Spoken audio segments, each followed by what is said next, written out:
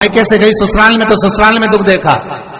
ससुराल में भी दुख देखने के बाद में भी पति को बहुत कुछ काम खुलवाया, बहुत धंधे खुलवाए, नौकरी लगवाई, पर वो पति बार बार छोड़ कर आ गया, बार बार तकलीफ भोग रहा है, बार बार कष्ट भोग रहा है।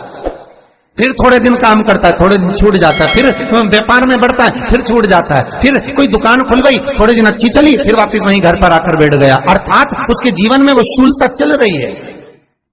तो बाबा देवाधिदेव महादेव कहते हैं ये 3 घड़ी 3 पल 3 नक्षत्र 3 समय 3 दिन में जो शूल मुझे समर्पित करता है उसके जीवन से मैं शूल हटा देता हूं। वो 3 दिन लिखे स्कंद पुराण में।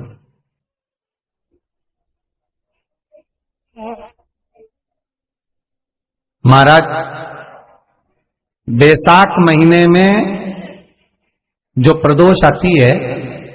बैसाख के महीने में बहुत ध्यान से सुनना भाई, जो अपनी जिंदगी से बहुत तंग आ गए हो, परेशान हो गए हो, कष्टमय जीवन जी रहे हो, बहुत दुखी हो गए हो, उनके लिए ये स्कंद पुराण का चरित्र फिर मिले ना मिले आप प्रेम से सुन लो। आओ, पहला बैसाख महीने की प्रदोष, चाहे वो शनिचरी प्रदोष हो, चाहे रविवार की हो, सोमवार की हो, मंगल की हो, बुधवार की हो, गुरुवार की हो, शुक्रवार की हो, शनिवार की हो, कोई भी वार की हो, पर बैसाख महीने की प्रदोष, प्रदोष काल में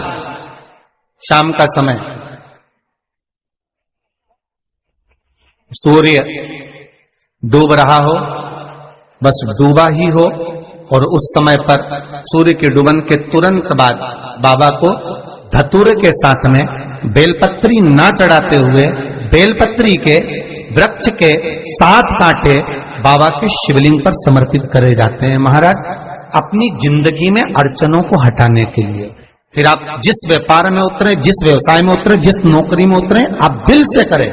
आपको तरक्की मिलेगी। आप हार नहीं सकते, नीचे नहीं आ सकते, उन्नति पर ही चढ़ेंगे। एक वैशाख मास की प्रदोष, दूसरा शिवरात्रि के दिन मध्याह्न का समय।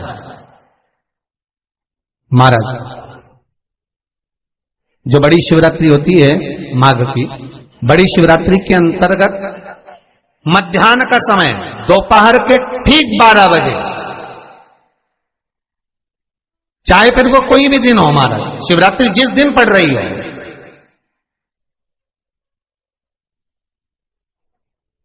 उस दिन भी धतूरे के साथ बाबा को 7 कांटे